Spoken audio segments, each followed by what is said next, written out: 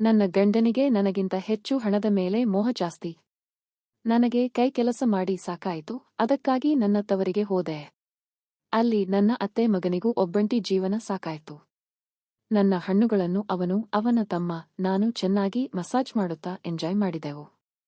ಕತೆ ತುಂಬಾ ಇಂಟರೆಸ್ಟಿಂಗ್ ಆಗಿದೆ, ಕೊನೆವರೆಗೂ ಕೇಳಿ. ನಾನು ಕಲಾ ಸಿಟಿಯೊಂದರಲ್ಲಿ ವಾಸವಾಗಿದ್ದೇನೆ. ನಾನು ಉತ್ತರ ಭಾರತದಿಂದ ಬಂದು ಇಲ್ಲಿ ವಾಸವಾಗಿದ್ದೀನಿ. ನನ್ನ ಯಜಮಾನರು ಪ್ರಫುಲ್. ನಾನು ಇಲ್ಲಿಗೆ ಬಂದು 6-7 ವರ್ಷವಾಗಿದ್ದರಿಂದ ನನಗೆ ಓದಲು ಬರೆಯಲು ಕನ್ನಡ ಬರುತ್ತೆ, ಆದರೆ ಅಷ್ಟೇನೂ ಚೆನ್ನಾಗಿ ಬರಲ್ಲ. ಪ್ರಫುಲ್ ಖಾಸಗಿ ಕಂಪನಿಯೊಂದರಲ್ಲಿ ಮಾರ್ಕೆಟಿಂಗ್ನಲ್ಲಿ ಕೆಲಸ ಮಾಡ್ತಾನೆ. ಇನ್ನು ನನ್ನ ಮನೆಯಲ್ಲಿ ನಾನು, ಪ್ರಫುಲ್ ಮತ್ತು ನನ್ನ ಒಂದು ಮಗು ಮಾತ್ರ ಇದ್ದೇವೆ. ನಾವು ಅಪಾರ್ಟ್ಮೆಂಟ್ ಒಂದರಲ್ಲಿ ಇದ್ದೇವ. ನಮ್ಮ ಉಳಿದ ಸಂಬಂಧಿಕರೆಲ್ಲ ನಮ್ಮ ರಾಜ್ಯದಲ್ಲಿ ಆರಾಮವಾಗಿ ಇದ್ದಾರೆ. ಇನ್ನು ಪ್ರಫುಲ್ ಆಫೀಸ್ ಕೆಲಸದಲ್ಲೇ ಯಾವಾಗಲೂ ಬಿಸಿಯಾಗಿರುತ್ತಾನೆ. ಅವನು ಯಾವಾಗಲೂ ಮೀಟಿಂಗ್, ಮಾರ್ಕೆಟಿಂಗ್, ಬಿಸಿನೆಸ್ನಲ್ಲಿ ತಲೆ ಕೆಡಿಸಿಕೊಂಡಿದ್ದಾನೆ. ಕೆಲವೊಮ್ಮೆ ಕೆಲಸ ಜಾಸ್ತಿ ಅಂತ ಮನೆಗೂ ಬರ್ತಿಲ್ಲ. ಆದರೆ ಮನೆಯಲ್ಲಿ ನನಗೆ ಏಕಾಂಗಿಯಾಗಿ ಇದ್ದು ಬೇಸರವಾಗಿತ್ತ. ಹೀಗೆ ಇದ್ದಾಗಲೇ ಒಂದು ದಿನ ನಾನು ತಲೆಕೆಟ್ಟು, ರೀ, ನನಗೆ ಮನೆಯಲ್ಲಿ ಏಕಾಂಗಿಯಾಗಿ ಬೇಜಾರಾಗಿದೆ. ಸ್ವಲ್ಪ ದಿನ ಊರಿಗೆ ಹೋಗಿ ಬರ್ತೀನಿ. ನೀವು ಕೂಡ ಕೆಲಸ ಅಂತ ಬಿಸಿಯಾಗಿದ್ದೀರಾ. ಅಲ್ಲದೆ ನನ್ನ ಬಗ್ಗೆ ನನಗೆ ಕಾಳಜಿ ಇಲ್ಲ. ಇನ್ನು ಮನೆಯಲ್ಲಿ ಈ ಮಗು ಕೂಡ ಕಿರಿಕಿರಿ ಮಾಡುತ್ತೆ. ಸ್ವಲ್ಪ ದಿನ ಮಟ್ಟಿಗೆ ಊರಿಗೆ ಹೋಗ್ತೀನಿ ಎಂದಾಗ ಅವನು, ಸರಿ, ಈ ಬಗ್ಗೆ ನಾಳೆ ಮಾತಾಡೋಣ, ನನ್ನ ಕೆಲಸ ಇಂಟ ಅಂತ ಸುಮ್ಮನಾದ. ಆಮೇಲೆ ಮಾರನೇ ದಿನ ಅವನಿಗೆ ಮತ್ತೆ ಈ ಬಗ್ಗೆ ಹೇಳಿದಾಗ ಅವನು, ಇವತ್ತು ನಾನು ಆಫೀಸಿಗೆ ಹೋಗ್ತಾ ಇದ್ದೀನಿ, ಊರಿಗೆಲ್ಲ ಬೇಡ. ನಮ್ಮಲ್ಲೇ ಒಬ್ಬರು ಮ್ಯಾನೇಜರ್ ಇದ್ದಾರೆ, ಅವರು ಕೂಡ ಏಕಾಂಗಿ. ಅವರಿಗೆ ವಿಚ್ಛೇದನ ಆಗಿದೆ. ಅವರು ಟೈಮ್ ಪಾಸ್ ಅಂತ ಮಹಿಳಾ ಸಂಘ, ಆದರೆ ಇದು ಅಂತೆಲ್ಲ ಹೋಗ್ತಾರೆ. ಬೇಕಿದ್ರೆ ನಿನಗೆ ಅವರ ಪರಿಚಯ ಮಾಡಿಕೊಡ್ತೀನಿ, ನೀನು ಕೂಡ ಬೇಕಿದ್ದರೆ ಅವರ ಜೊತೆಗೆ ಹೋಗಬಹುದು. ನಿನಗೂ 4-6 ಜನರ ಪರಿಚಯವಾಗಿ ಹೊಸ ವಾತಾವರಣದಲ್ಲಿ ಬೇಜಾರಾಗುವುದಿಲ್ಲ ಎಂದರು. ಮಾರನೇ ದಿನ ರವಿವಾರ ಇದ್ದ ಕಾರಣ ಅವನು ನನ್ನನ್ನು ಅವರ ಮ್ಯಾನೇಜರ್ ಮನೆಗೆ ಕರೆದುಕೊಂಡು ಹೋದಾಗ ಅವರು ನಮ್ಮನ್ನು ಚೆನ್ನಾಗಿ ಸತ್ಕಾರ ಮಾಡಿ ಮಾಮೂಲಿನಂತೆ ಚಹಾ ಕುಡಿದು ಮಾತನಾಡ್ತಾ ಕೂತೇವೆ. ಇನ್ನು ಇದಾದ ಮೇಲೆ ಅವರು ನನಗೆ ಸಂಘದ ಬಗ್ಗೆ ಮಾಹಿತಿ ಕೊಟ್ಟು ಪ್ರತಿದಿನ ಸಾಯಂಕಾಲ 5ರ ಸುಮಾರಿಗೆ ಅಲ್ಲಿಗೆ ಬಾ ಅಂತ ತಿಳಿಸಿದಾಗ ನಾನು ಸರಿ ಅಂತ ಹೇಳಿದೆ. ಇದಾದ ಮೇಲೆ ಇನ್ನೇನು ಹೋಗಬೇಕು ಎಂದುಕೊಂಡಾಗಲೇ ಎದುರಿಗೆ ಅವರ ಮಗ ಸತೀಶ ಬಂದ. ಅವನು ನೋಡೋಕೆ ಎತ್ತರವಾಗಿ ಬೆಳ್ಳಗೆ ಸುಂದರವಾಗಿದ್ದ. ಅವನನ್ನು ನೋಡಿದರೆ ಪದೇ ಪದೇ ನೋಡುವನೇ ಇದ್ದ. ಆದರೆ ನಾನು ಸುಮ್ಮನೆ ಕುಳಿತು ಸ್ವಲ್ಪ ಹೊತ್ತು ಮಾತಾಡಿ ವಾಪಸ್ ಮನೆಗೆ ಬಂದೆ. ಇನ್ನು ಮಾರನ ದಿನ ಸಂಘಕ್ಕೆ ಹೋಗಬೇಕು ಎಂದು ರೆಡಿಯಾಗುವಾಗಲೇ ಮನೆಯ ಕಾಲಿಂಗ್ ಬೆಲ್ ಶಬ್ದ ಬಂದಾಗ ನಾನು, ಇದರಪ್ಪ ಇಷ್ಟೊತ್ತಲ್ಲಿ ಅಂತ ಬಾಗಿ ತೆರೆದು ನೋಡಿದರೆ ಮ್ಯಾನೇಜರ್ ಅವರು ತಮ್ಮ ಮಗನ ಜೊತೆಗೆ ನಮ್ಮ ಮನೆಗೆ ಬಂದಿದ್ದರು. ಅಲ್ಲದೆ ನಿಮಗೆ ಸಂಘಕ್ಕೆ ಬರೋಕೆ ಕಷ್ಟವಾಗುತ್ತೆ ಅಂತ ನಾನೇ ಬಂದೆ ಇಲ್ಲಿಂದ.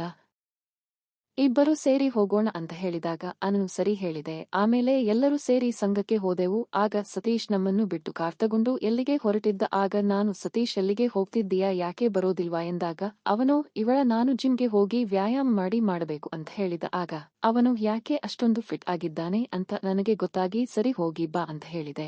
ಇನ್ನು ನನ್ನ ಜೀವನವು ನರಕದಂತೆ ಹೇಗಿತ್ತು. ನನಗೆ ನನ್ನನ್ನೇ ನಾನೇ ನೋಡಿಕೊಳ್ಳುವುದು ಸವಾಲಿನ ಕೆಲಸವಾಗಿತ್ತು.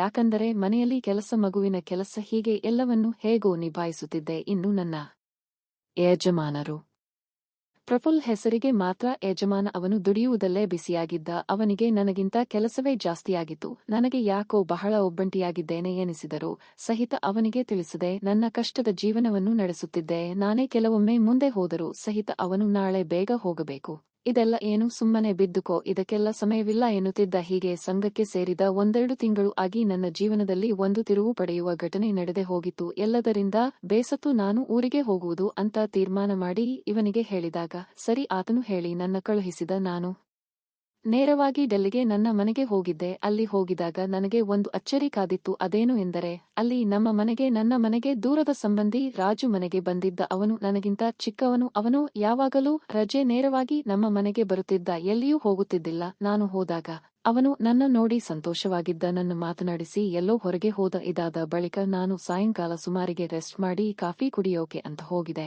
ಆಗ ಅಲ್ಲಿಯೇ ಸೋಫಾ ಮೇಲೆ ನನ್ನಪ್ಪ ಮತ್ತು ರಾಜು ಕೂತಿದ್ದರು. ರಾಜು ಟಿವಿ ನೋಡ್ತಾ ಇದ್ದರೆ, ನನ್ನಪ್ಪ ಪೇಪರ್ ಓದ್ತಾ ಕೂತಿದ್ದರು. ಇವರು ನನ್ನ ಯಜಮಾನರು ಒಂದೇ ತರಹದ ಮನುಷ್ಯ.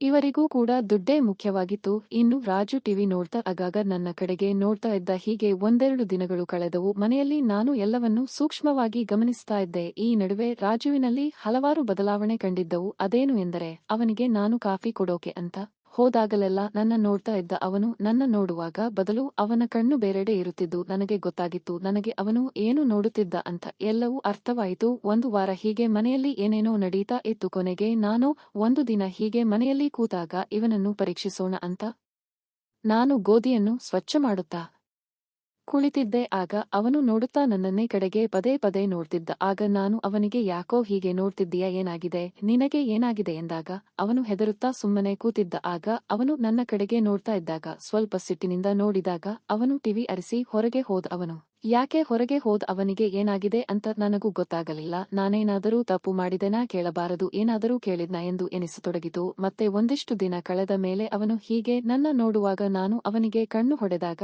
ಅವನು ಹೆದರಿ ಅಲ್ಲಿಂದ ಹೋಗಿದ್ದ. ನಾನು ಸುಮ್ನೆ ಹಾಗೆ ಮಾಡಿದ್ರೆ ಇವನು ಹೆದರಿ ಹೋಗಿದ್ದನ್ನು ಕಂಡು ನನಗೆ ಇವನು ಅಲ್ಲಿಂದ ಎದ್ದು ಅಡುಗೆ ಮನೆಗೆ ಹೋಗಿ ನೀರು ಕುಡಿದು ಬಂದು ಕುಳಿತ. ಆಗ ನಾನು ಯಾಕೋ ಹೋಗಿದ್ದೆ ಎಂದಾಗ ಅವನು ಏನಿಲ್ಲ ಅಂತ ಹೇಳಿದ. ಆಗ ನಾನು ಹಾಗೆ ಮಾಡಿದ್ದಕ್ಕೆ ತಾನೇ ನೀನು ಒಳಗೆ ಹೋಗಿದ್ದೆ ಎಂದಾಗ ಅವನು ಹೌದು ಅಂತ ಹೇಳಿದ. ಆಗ ನನಗೆ ಒಂದು ಮಾತು ಚೆನ್ನಾಗಿ ಅರ್ಥವಾಗಿತ್ತು. ಅದೇನು ಎಂದು ಅಂದರೆ, ಇವನಿಗೆ ಯಾರು ಕಾಲೇಜಿನಲ್ಲಿ ಸ್ನೇಹಿತೆಯರು ಇದ್ದಂಗಿಲ್ಲ.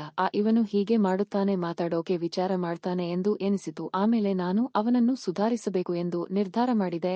ಆಮೇಲೆ ಮಾರನೇ ದಿನದಿಂದ ನನಗೆ ಏನೇ ಬೇಕಾದರೂ ಸಹ ಅವನಿಗೆ ಹೋಗಿದ್ದರು ಅಂತ ಹೇಳ್ತಿದ್ದೆ.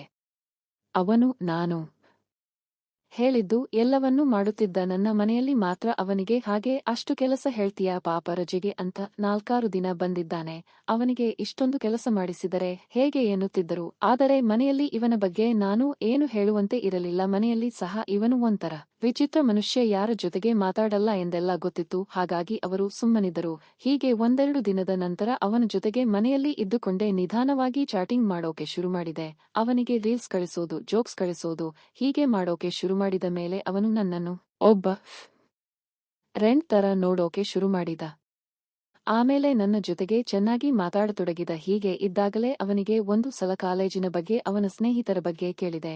ಆಗ ಅವನು ಅರ್ಧ ಗಂಟೆ ಹೇಳಿದ್ರೂ ಕೂಡ ಬರೀ ಹುಡುಗರ ಬಗ್ಗೆನೇ ಹೇಳುತ್ತಿದ್ದ. ಅಲ್ಲಿಗೆ ಹೋಗಿದ್ದೆ, ಅಲ್ಲಿ ಸುತ್ತಾಡಿದ್ದೆ ಅಂತೆಲ್ಲ ಹೇಳ್ತಿದ್ದ. ಕೊನೆಗೆ ನನಗೂ ತಲೆ ಕೆಟ್ಟು, ಅವತ್ತು ನಿನಗೆ ಯಾರು ಸ್ನೇಹಿತೆ ಇಲ್ವಾ ಎಂದಾಗ ಅವನು ಸುಮ್ಮನಾದ. ಆಗ ನಾನು ಹೇಳು ಪರವಾಗಿಲ್ಲ ಎಂದಾಗ ಅವನು ಇಲ್ಲ, ಯಾರಿಲ್ಲ, ಅವರ ಜೊತೆಗೆ ಮಾತಾಡೋಕೆ ನನಗೆ ಆಗುತ್ತೆ, ಹಾಗಾಗಿ ಅವರಿಂದ ಸ್ವಲ್ಪ ದೂರನೇ ಇರ್ತೀನಿ ಅಂತ ಹೇಳಿದ. ಅವನ ಮಾತು ಕೇಳಿ ಅವನ ವರ್ತನೆಗೆ ಕಾರಣ ನನಗೆ ಗೊತ್ತಾಗಿತ್ತು.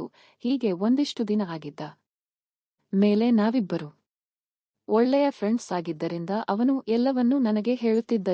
ಜೊತೆಗೆ ಆರಾಮವಾಗಿ ಮಾತಾಡುತ್ತಿದ್ದ. ನನ್ನ ಜೊತೆಗೆ ಹೊರಗೆಲ್ಲ ಸುತ್ತಾಡೋಕೆ ಬರುತ್ತಿದ್ದ. ಹೀಗೆ ಒಂದು ದಿನ ಮನೆಯಲ್ಲಿ ಎಲ್ಲರೂ ಊರಿಗೆ ಅಂತ ಹೋಗಿದ್ದರು. ಅವತ್ತು ನಾನು ಮತ್ತು ಇವನು ಮನೆಯಲ್ಲಿ ಮಾತ್ರ ಇದ್ದೆವು. ಅವರ ಹೋದ ದಿನವೇ ಊಟವೆಲ್ಲ ಮಾಡಿ ಟಿವಿ ನೋಡ್ತಾ ಕೂತಿದ್ದೆವು. ಅವನು ಅದರಲ್ಲಿ ಹಳೆಯ ಹಿಂದಿ ಸಿನಿಮಾ ಬರ್ತಾ ಇತ್ತು. ಆಗ ಅದರಲ್ಲಿ ಆ ತರದ ದೃಶ್ಯ ಬರೋಕೆ ಶುರುವಾದಾಗ ಅವನು ಕಣ್ಣು ಬಿಡದೆ ಟಿವಿಯನ್ನೇ ನೋಡ್ತಿದ್ದ. ನನಗೂ ಕೂಡ ಒಂಥರ ಅನಿಸ್ತಾ ಇತ್ತು. ಆದರೆ ಏನು ಮಾಡೋದು ಅಂತ ಗೊತ್ತಾಗದೆ ಅವನನ್ನು ನೋಡಿದೆ. ಅವನು ನನ್ನ ನೋಡಿದ.